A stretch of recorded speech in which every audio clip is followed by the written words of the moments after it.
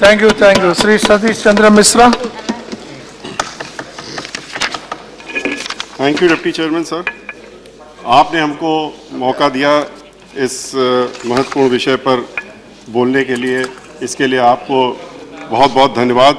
और हम अपनी पार्टी की नेता सुश्री मायावती जी को भी धन्यवाद देते हैं कि उन्होंने इस विषय पर हमको बोलने का मौका दिया। मान्यवर, आज हम लोग इस बजट पर बहस कर रहे हैं और इस बजट के बारे में जो चर्चाएं पहले हो चुकी हैं उसमें इस बजट का काफ़ी खुलासा जो अपोजिशन की पार्टीज़ हैं उन्होंने करा है। और जिस तरीके से मायूस होकर के और जिस तरह से चेहरे सत्ता पक्ष के भी उतरे हुए हैं, उससे ये लग रहा है कि वो भी महसूस कर रहे हैं अंदर से कि ये बजट बहुत खराब है, बहुत पुअर्स के खिलाफ है, एंटी फार्मर है, एंटी किसान है, एंटी स्टूडेंट्स है, anti schedule caste, anti schedule tribes है और हर मिडिल क्लास से लेके गरीब व्यक्ति के खिलाफ है। ये महसूस हमारे सत्ता पक्ष वाले भी कर रहे हैं, लेकिन वो बोल नहीं सकते हैं, क्योंकि अगर वो बोलना चाहेंगे तो शायद उनके लिए कुछ ज़्यादा मुसीबतें खड़ी हो जाएंगी, जैसा कि आज सुबह अखबार में हम लोगों को देखने को मिला था कि कल इनकी मीटिंग में क्या हुआ था। मानवर, बजट में जिस तरह से एक बात रखी गई उसको देखने से, जो बजट पढ़ा गया उसको देखने से ये लगता है कि there is a fall in the gross tax revenue.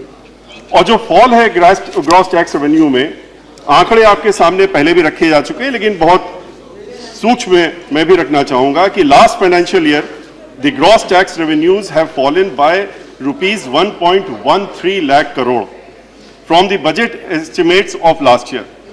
Direct and indirect tax collection has also fallen on all heads. The finance minister has said that the growth rate is 7.4%, but this has been contradicted by his own department in the economic survey. The economic survey, I quote, says, notwithstanding the new estimates, the balance of evidence and caution counsel in favor of viewing India as a recovering rather than surging economy. Thus, actually 7.4% may not have been achieved, and it is only due to probably by the Central Statistical Organization, which has given certain statistics that the government has claimed that there is a great growth and India is a surging economy, when it is not. Sir, the Honorable Finance Minister is certainly right in one thing, that when he says that inflation is down and so is the current account deficit. But how far and for what reason? ये देखने की जरूरत है कि अगर जो inflation और current account deficit है तो वो कितना है और किस कारण से है। और जब इसको हम देखते हैं तो हम लोग ये पाते हैं कि ये जो फॉल है और जो इंक्रीज है, ये दोनों जो इंटरनेशनल क्रूड प्राइसेस $110 से बैरल से जो जून 2014 में था, वो आज $57 हो गया है। और इस फॉल का जो इफेक्ट था उसको कंज्यूमर को पहुंचाने की जगह जो लोग पेट्रोल और डीजल का इस्तेमाल करते हैं, चाहे वो फार्मर्स हो चाहे वो और कंज्यूमर्स हो, उनको पहुंचाने की जगह इसको गवर्नमेंट ने हाइक कर दी excise duty. Now when the excise, No, please. No, don't talk here and there, please. Now when the excise duties on petrol and diesel have been hiked, it is not by a small amount. It's a very big amount. The amount is 7.75 and rupees 6.5 per liter. And in this manner, the government is collecting thousands of crores of additional revenue. And they say that we are in a better position now, and they say the inflation is down and the current account deficit is also low.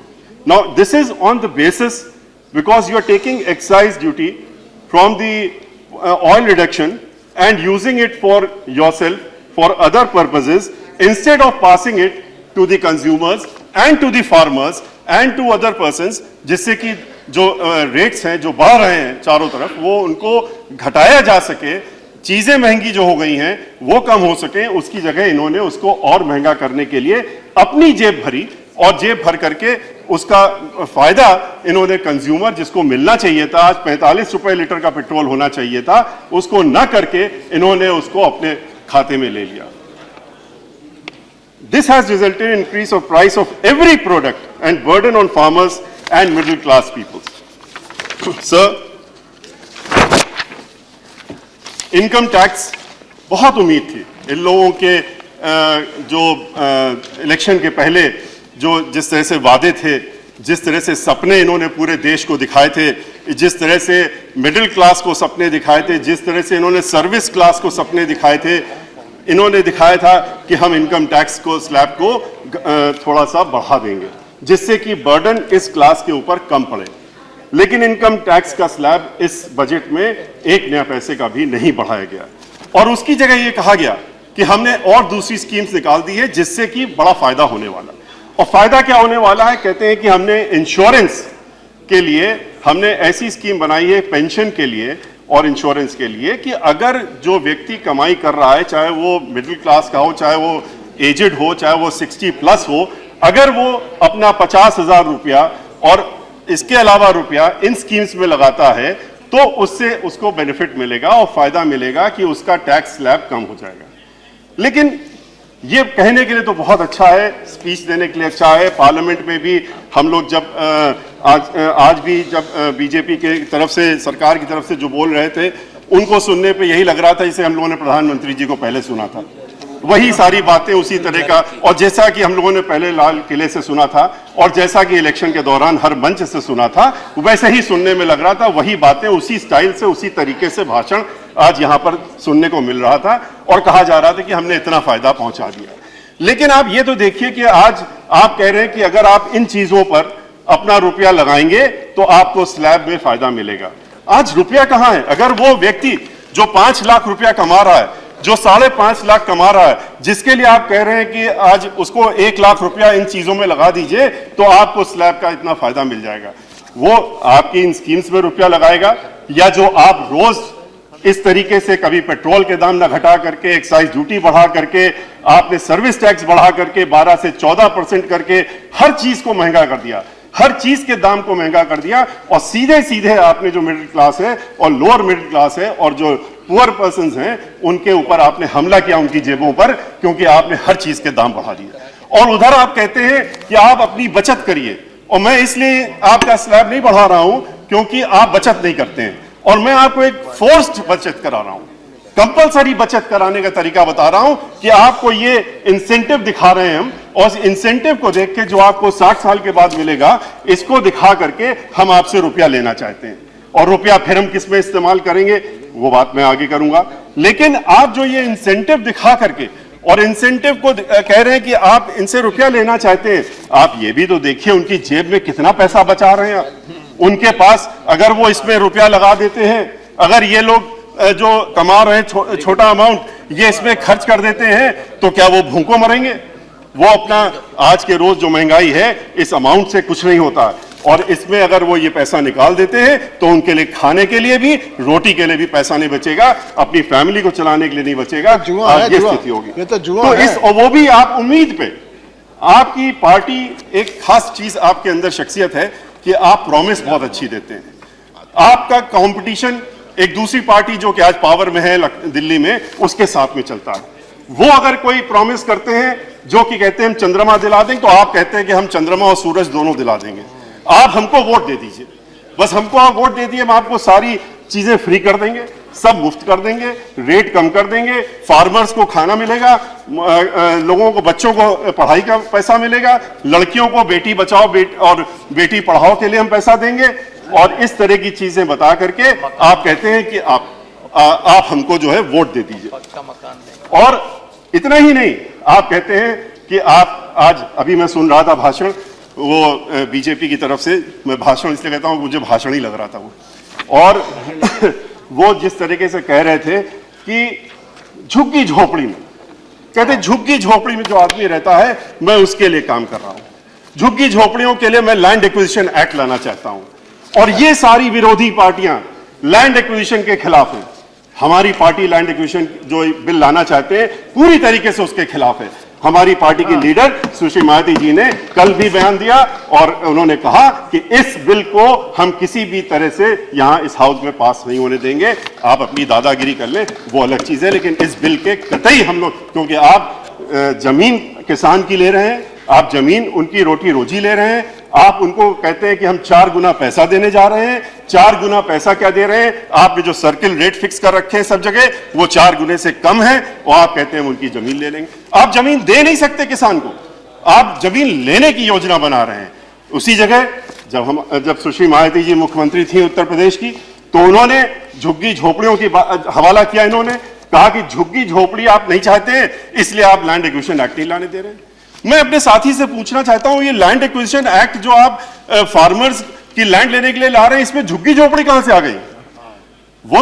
वो झुग्गी झोपड़ियां तो आप जो जिक्र कर रहे हैं कि आपने कहा अभी थोड़ी देर पहले कि आप झुग्गी झोपड़ियों में जाके देखिए किस तरीके से लोग रह रहे हैं, कैसे रह रहे हैं, कैसे पानी पी रहे हैं, उनके यहां नाली में कैसे पानी बह रहा है। आपने वो सारी चीजें बताई। शायद आप वोट मांगने गए थे इसलिए आपको मालूम हो गया उस दिन कि कैसे रह रहे हैं। वैसे तो आप उसके बाद दोबारा नहीं जाने वाले, आप 5 साल बाद फिर जाएंगे, फिर आप कहेंगे अरे बहुत बड़ी बुरी हालत है, अब तो और बुरी हो गई, अब इसको हम ठीक करेंगे, इसको लैंड को एक्वायर करेंगे, आपकी झुग्गी झोपड़ी तोड़ देंगे और उसकी जगह हम ठीक चीज बनाएंगे। फिर आप एक वादा कर देंगे, फिर आप उनसे वोट मांगेंगे। लेकिन आप ये तो बताइए कि जब आप ये बात कह रहे थे तो झुग्गी झोपड़ियां क्या फार्म लैंड में बनी हुई है? कहीं झुग्गी झोपड़ियां तो शहरों में बनी हुई है। झुग्गी झोपड़ियां तो लोग वहां पर रह रहे हैं जिनकी बात आप कर रहे हैं कि किस तरीके से लोग वहां पर रह करके अपना जीवन यापन कर रहे हैं, उसके बारे में आप क्या कहते हैं? आपने कहा, आपने भाषण पहले दिया था, अब की बार बजट में आप ऐसी बात नहीं कह रहे हैं। आपने कहा सबके हम पक्के मकान कर देंगे, 2020 तक पक्के मकान कर देंगे। आपके पास कौन सी योजना है? आज 10 महीने हो गए, आपने कितने पक्के मकान कर दिए? सुश्री मायावती जब मुख्यमंत्री थी, उन्होंने मानवर काशीराम जी योजना बनाई। उन्होंने वहां पर जो झुग्गी झोपड़ी में लोग रहते थे, उन झुग्गी झोपड़ियों की जगह उन्होंने पहले दूसरी जगह पर मकान बनाए। जो सरकारी जमीन खाली थी उसमें मकान बनाए, उसमें फ्लैट बनाए, 2-2 कमरे के मकान बना करके पक्के, और लगभग 20 लाख मकान बना करके देने का काम किया। और उसके बाद उन झुग्गी झोपड़ियों वालों को वहां पहुंचाया और पहुंचा करके उन्होंने झुग्गी झोपड़ियों को हटाने का काम किया। इस तरीके से झुग्गी झोपड़ियां हटाई जाती हैं। आपने कहा बेटी बचाओ और बेटी पढ़ाओ योजना बनाएंगे। बेटी बचाओ बेटी पढ़ाओ कह देना बहुत अच्छा है। आपने कहा कि अभी हमने शुरू किया। कल माननीय मंत्री जी कह रही थी कि हम लोगों ने बेटी बचाओ बेटी पढ़ाओ अभियान चलाया है। आप उसके लिए क्या कर रहे हैं? कहां से, कौन से फंड्स दे रहे हैं आप? आपने 100 करोड़ रुपया दिया। अभी इसके पहले सुनिंदु राय जी कह रहे थे 100 करोड़ आप पूरे देश में इस योजना के लिए दे रहे हैं। उसी जगह उत्तर प्रदेश में आपको मैं बताना चाहूंगा, जब माननीय सुश्री मायावती जी मुख्यमंत्री थी तो बेटी पढ़ाओ बेटी बचाओ की योजना के तहत जो इस नाम से नहीं थी, लेकिन उसकी योजना के तहत उन्होंने जो भी लड़की चाहे किसी भी जात की हो, किसी भी धर्म की हो, वो अगर किसी के घर में जिस दिन बच्ची पैदा होती थी उसी दिन वहां का डिस्ट्रिक्ट मजिस्ट्रेट जा करके और सूचना मिलने पर अगर वो गरीब व्यक्ति है तो उस गरीब व्यक्ति को उसके एक बैंक ड्राफ्ट देने का काम करते थे। उसके अकाउंट में वो पैसा जमा होता था उस लड़की के नाम पे, जो कि जब 18 साल की वो लड़की होगी तो उसके अकाउंट में 1 लाख रुपया मिलेगा। इस तरह से शुरुआत की। पढ़ाई मुफ्त, उनके रहने का इंतजाम, उनके खाने का इंतजाम, उसके बाद उनको हायर स्कूल में साइकिल देना, 20,000 इंटरमीडिएट के बाद हाई स्कूल के बाद देना, हाई स्कूल के दौरान 10,000 रुपए और साइकिल देना, और उसके बाद जब ग्रेजुएशन में जाने के लिए तो खाली रुपया ही नहीं देना, फ्री में ही नहीं पढ़ाना, बल्कि हॉस्टल बना करके उन्होंने हर जगह पर हॉस्टल बना के, नोएडा में जो बहुत करीब है वहां आप लोग जाके देख सकते हैं कि किस तरह का हॉस्टल बनाया है, जो कि एक 5 स्टार की तरह हॉस्टल आपको नजर आएगा, लेकिन उन्होंने इन गरीबों के लिए बनाया।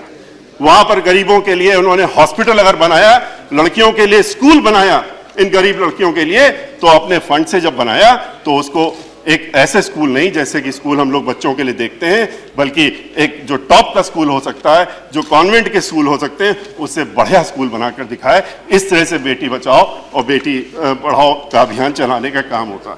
लेकिन आपने तो दिखावे के लिए, खाली राजनीति के लिए, वोट के लिए आपने इन चीजों को किया।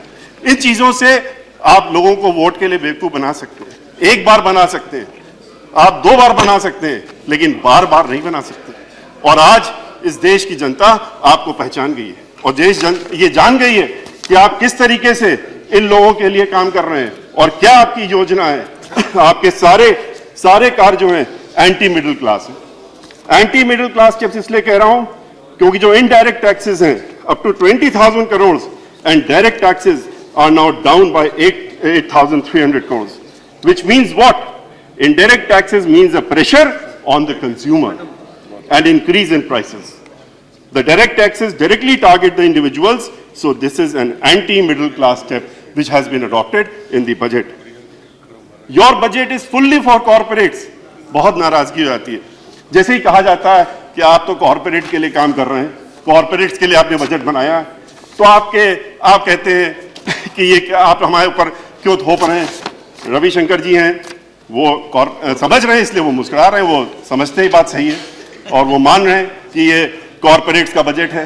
तो कुछ लोग हैं हम लोगों के हैं इस तरीके के साथी वहां पर। So much impressed by his speech, therefore I was smiling, sir. Yeah. लेकिन He appreciates your speech very much. And मैं मतलब ये नहीं कह रहा हूं कि आपको ऊपर से कहना, अंदर से तो आप मान ही रहे हैं, अंदर से तो आपके सभी साथी ये मान रहे हैं कि ये बजट किसके लिए बना। Budget is for corporate. यहां तक कि आप हमारे जो मंत्री जी बैठे हैं वो भी अब अपने घर में नहीं जा सकते, कहीं और रहते होंगे, क्योंकि घर जाएंगे तो वहां पर कहा जाता है इनसे कि ये आपने कौन सा बजट दे दिया और ये कैसा कॉर्पोरेट बजट आपने दे दिया। इनके लिए भी मुश्किल है, लेकिन मजबूरी ये है कि अब कहा है तो करना है। तो the corporate tax for the big corporates is being reduced by 5% by 2017, and also the wealth tax has been abolished. The general anti-avoidance rule (TAR), which apply to the big corporates investing outside, has been deferred by 2 years. Why? Because in the interest of the corporates. It is definitely a corporate-friendly budget. There are no concessions on the middle class and to the common man, but it is for the corporates. Not one tax, which will amount in 3 years almost to 200,000 crores. Now this is the amount which you are going to give benefit to the corporate class.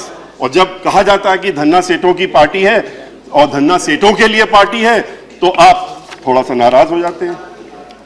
This budget is totally anti-scheduled caste and anti-scheduled tribes and also backward classes and also minorities. Minorities के लिए तो आप openly कहते हैं कि हमें तो minorities के लिए कुछ नहीं करना है। Minorities के लिए आप जो उनके खिलाफ कार्य कर रहे हैं, चाहे वो तोड़फोड़ हो, चाहे उनके लिए बजट रिडक्शन हो, चाहे और चीजें हो, वो अब किसी से छुपा नहीं है और वो भी आप खुलेआम करते हैं। इसलिए सबको मालूम है, पूरे जग को मालूम, पूरी दुनिया को मालूम है। और इसके लिए आपको खाली देश में नहीं, विदेश से भी टोका गया कि इन हरकतों को बंद करिए, माइनॉरिटीज के ऊपर इस तरह का प्रहार करना बंद करिए, लेकिन आप नहीं रुक रहे हैं। हमारे मंत्री जी हैं, एक मंत्री हमारे माइनॉरिटीज के 2 लोग यहीं से हैं। अब उनके लिए भी समस्या होती है जब माइनॉरिटीज की बात उठती है, माइनॉरिटीज के ऊपर एट्रोसिटीज की बात होती है, तो सारे मंत्री मिलकर उन्हीं को खड़ा कर देते हैं, कहते हैं आप बोलिए उनके खिलाफ। अब वो उनकी मजबूरी है, दिल से कुछ और कहना चाहते हैं, जुबान से कुछ और बोलना पड़ता है, क्योंकि मजबूरी है। क्योंकि अब ये भी है कि अब यहां रहना है, जहां रहना है तो वहां पर वो कहना है, अब वो वैसी ही बात करनी है। तो ये उनकी समस्या, मजबूरी है, लेकिन वो भी जानते हैं कि उनके साथ मतलब माइनॉरिटीज के साथ में क्या हो रहा है और उनके साथ में कितना अन्याय हो रहा है। उनके साथ हम लोग हैं। उनकी घर वापसी हो गई है। मंत्रालय भी नहीं अच्छा दिया। Anti schedule caste, anti schedule tribes, मैं इसलिए कह रहा हूं कि आप छोटा सा अमाउंट था, हम लोग पिछले 10 साल चिल्लाते थे, 10 साल हमारी पार्टी कहती रही कि जो यूपीए सरकार थी उससे, कि आप शेड्यूल कास्ट, शेड्यूल ट्राइब्स के खिलाफ सारी एक्टिविटीज क्यों करते हैं, चाहे वो रिजर्वेशन हो, चाहे रिजर्वेशन इन प्रमोशन हो, चाहे उनके लिए बजट देने की बात हो, चाहे schedule caste schedule tribes plan की बात हो। आप शेड्यूल कास्ट शेड्यूल ट्राइब्स का प्लान का जो पैसा होता है वो आप दिखा देते हैं कि हमने इतना एयरमार्क किया, उसको दे किसी और चीज के लिए देते हैं। आज पूरे 3.5 साल हो गए, इसी हाउस में, इसी सदन में हमने इस बात को उठाया था और उस समय होम मिनिस्टर थे जो बाद में फाइनेंस मिनिस्टर हो गए थे, चिदम्बरम साहब, और उन्होंने खड़े होकर एडमिट किया था कि हाँ ये बात सत्य है जो हमने उस समय कही थी कि दिल्ली गवर्नमेंट में, दिल्ली में जो गेम हो रहा था यहाँ पर, उस गेम में जो शेड्यूल कास्ट शेड्यूल ट्राइब्स का प्लान का पैसा था लगभग 750 करोड़, और जबकि 5,500 करोड़ हमने कहा था, दिखाए थे, आंकड़े दिखाए थे, उन्होंने माना कि 750 करोड़ उस प्लान का दिल्ली गवर्नमेंट ने अपना खेल कूद में लगा दिया है, और उन्होंने कहा यह पैसा वापस मिलेगा, लेकिन आज तक नहीं मिला, अभी तक नहीं मिला।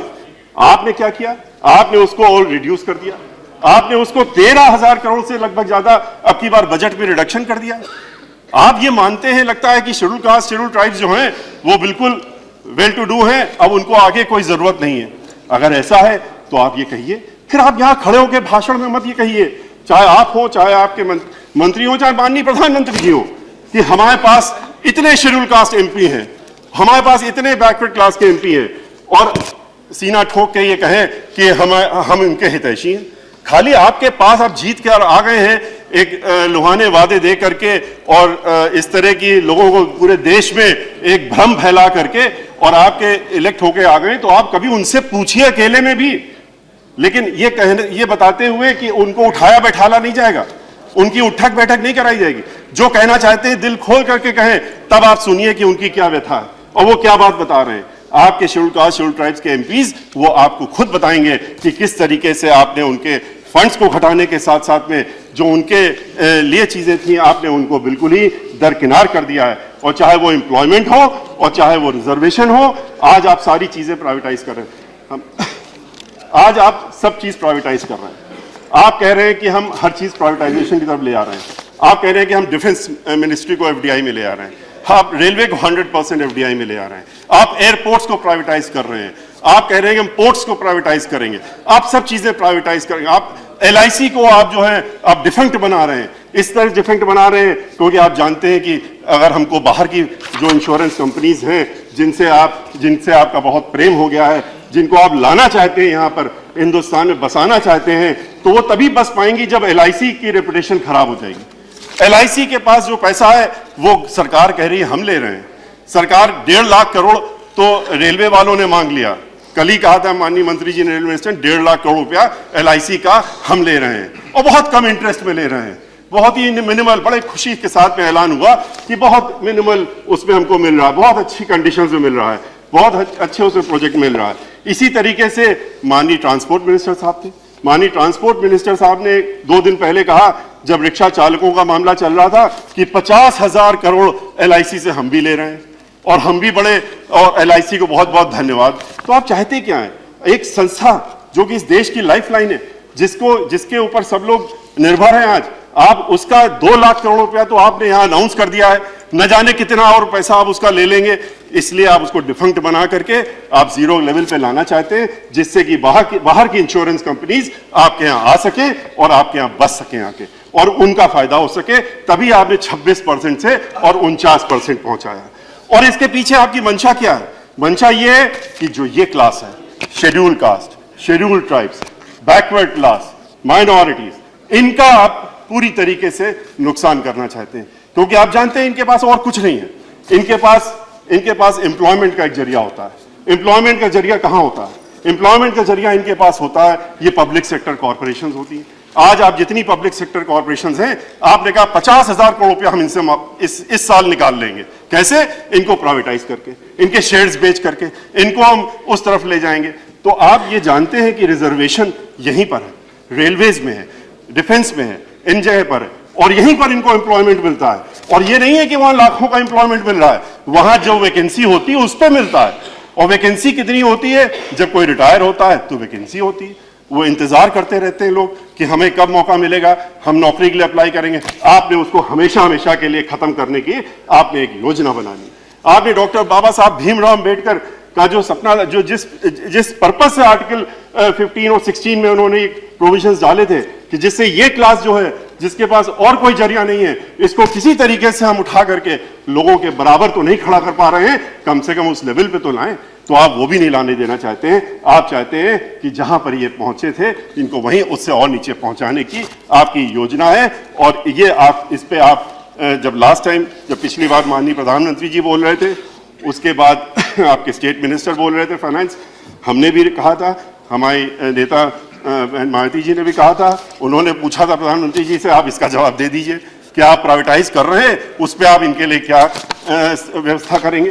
कोई जवाब नहीं है, हमारे सवाल का भी जवाब नहीं है। और मुझे पूरी उम्मीद है कि आज रविशंकर जी इस समय उनकी जगह बैठ गए, शायद ये जवाब देंगे, और ये इसमें हम लोगों को जरूर इसमें समझाने का काम करेंगे। इस समय फाइनेंस मिनिस्टर के शूज इन्होंने पहने हुए हैं, तो इसलिए मैं समझता हूं, क्योंकि नकवी साहब तो नहीं इस विषय में बोलेंगे, लेकिन ये बोल देंगे, और इनसे जरूर मुझे उम्मीद है कि ये कुछ ना कुछ हम लोगों को इसमें जवाब देंगे।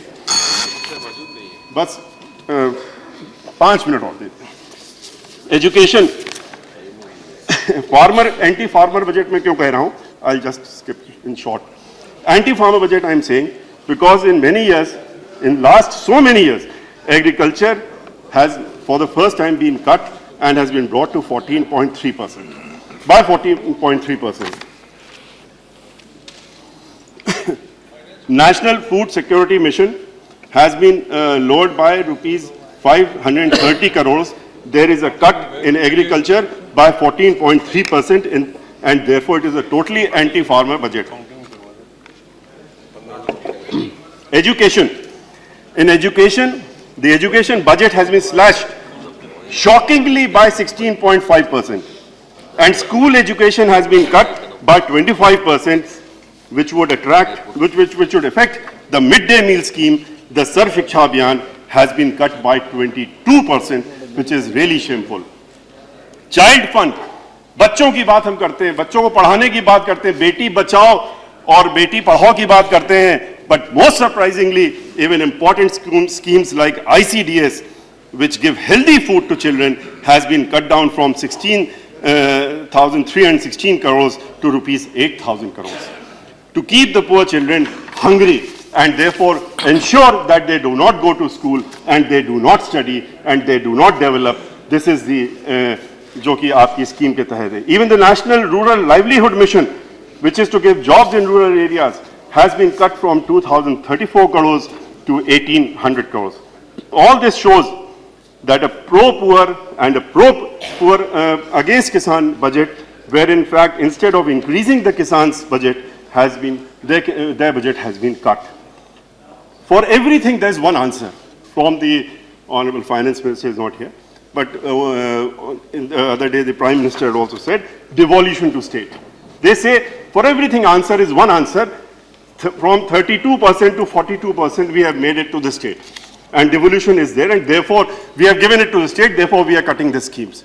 Now, in regard to this, I have to say, for justifying every cut, the government says that, that they have accepted the recommendation of the Finance Commission, which has suggested devolution from 32% to 42% in states, and accordingly, he has the devolution by increasing state share by 10%. But we have to see that what is the actual total devolution. In fact, the government has given with one hand and taken away by the other hand. And this becomes clear because the increase in devolution is claimed would be 1.36 lakh crore. But on the other hand, the centrally sponsored schemes, grants and loans which have been cut is rupees 1.34 crores. Thus, in effect, the devolution actually is from 61.9% to 62.8%, and which is absolutely nothing.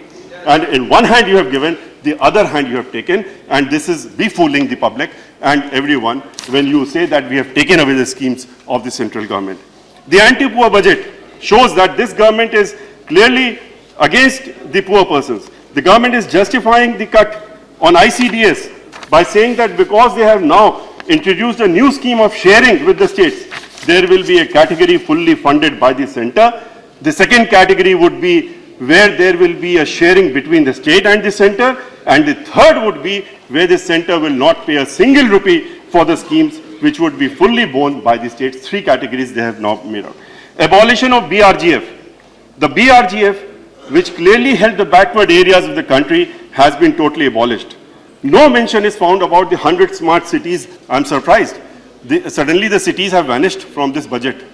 Where they have gone, we don't know. About the 100 smart cities, which was vehemently proposed in the first budget. Now 23 schemes will be funded by the center. 13 schemes will be shared between the state and the center. And there are schemes which are totally delinked, including BRGF. National e-governance plan, no fund has been allocated for modernization of police. Not a single paisa is to be given by the center for the national e-governance plan. I'm just concluding, I'm hurrying therefore. Roadmap and the policies of the center.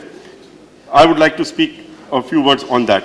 Apparently, the fiscal roadmap is to reduce public spending on welfare schemes by directing not to spend any more money on the welfare of the poor people and instead reduce the same drastically. FDI, the focus is to bring investment through FDI in public sectors like railways, roads, defense, etc., which is going to drastically affect employment of SC, ST, OBC minorities, and there will be no reservation. By giving tax stops to the corporate sector and financial elite, it will create wealth and income inequality, which will make the poor poorer and rich richer. The infrastructure, by cutting all the welfare measures, an extra amount of rupees 70,000 crores is being provided for investment in infrastructure. By doing so, the growth rate may rise, as the government believes, in a trickle-down but top-down approach. It will be trickling from top to bottom, and it will be that approach. Against everyone except corporates. This budget is against everyone except the corporates. And surprisingly, as against all promises made to the electors, voters, during election meetings and of the Lok Sabha by the Honorable Prime Minister Shri Narendra Modi, because the BJP was not contesting the election, it was only the Honorable Prime Minister who was there everywhere. In all his speeches, there is no help for poorer people, no help for agriculturists, workers, employees, laborers, students, youth and women of the country, जिनको की बड़ा-बड़ा सपने दिखाए गए थे हर speech में, हर भाषण में. The plan is to create wealth at the top, at corporate level, slowly, which government balance will trickle down below. All this is an anti-poor step. For the government, it appears that the reforms mean the new land law, which we have opposed and we will oppose. I have already spoken about that. The government's motto is to corporatize the entire country. Now, this is very important. After looking at everything, the entire budget and the method which the government has been going on, it is clear that the government is, इनका मोटो एक ही है कि corporatize कर दो हर चीज को, और हर चीज को ही नहीं, country को ही ultimately corporatize कर दो, ये ultimate aim है इनका. And the proposal is to corporatize not only the airports, the other bodies, but the country itself you want to corporatize, and that is why you are saying that we'll get 65,000 crores through public sector disinvestment. Now conclude, please. Sir, I'm just... The service tax, I have already spoken. Effects of the, so far as the welfare schemes are concerned, if they have said that we have created a new lot many funds. This is the second last thing just I'm saying, and I'll conclude after that. One is called as Investment and Infrastructure Fund, with an allotment of rupees 20,000 crores. Mudra Bank with 20,000 crores, with rupees 3,000 crores credit in guarantee. There is a Rural Infrastructure Development Fund and a Long-Term Agriculture Development Fund, Short-Term Cooperative Fund, Setu for self-employed people, Atal Innovation Mission with rupees 1,000 crores. But what is the roadmap for all these funds? You have not made it clear till now. आप कहते हैं कि हम मुद्रा bank के through गरीबों को जो खुंचा लगा रहे हैं, जो ठेला लगा रहे हैं, जो रेवड़ी बेच रहे हैं, जो सड़क के किनारे बैठे हैं और जो शेड्यूल कास्ट शेड्यूल ट्राइब्स के लोग हैं, उनको हम लोन देंगे. आप देख रहे हैं आज किसान की क्या हालत है. आप किसान के लिए कोई इंश्योरेंस की स्कीम नहीं ला रहे हैं. आज इन गरीबों के लिए आप कह रहे हैं कि इनको लोन देंगे, और लोन दे करके फिर आप क्या करेंगे कि उनके ऊपर आप अपने आदमी भेज देंगे लोन रिकवरी के लिए, और उनका हार्ट फेल होंगे और या तो सुसाइड करेंगे. इनको फायदा कुछ नहीं पहुंचने वाला. आप कह रहे हैं कि हम इसको मेक इन इंडिया करेंगे, आप ब्रेक इन इंडिया करने जा रहे हैं. इन लोगों के जो धंधे चल रहे हैं, इन लोग जो अभी कमाई कर रहे हैं, उनको ये प्रलोभन दे करके आप ब्रेक इन इंडिया का काम करेंगे, मेक इन इंडिया का काम नहीं करेंगे. In the end I will say that so far as the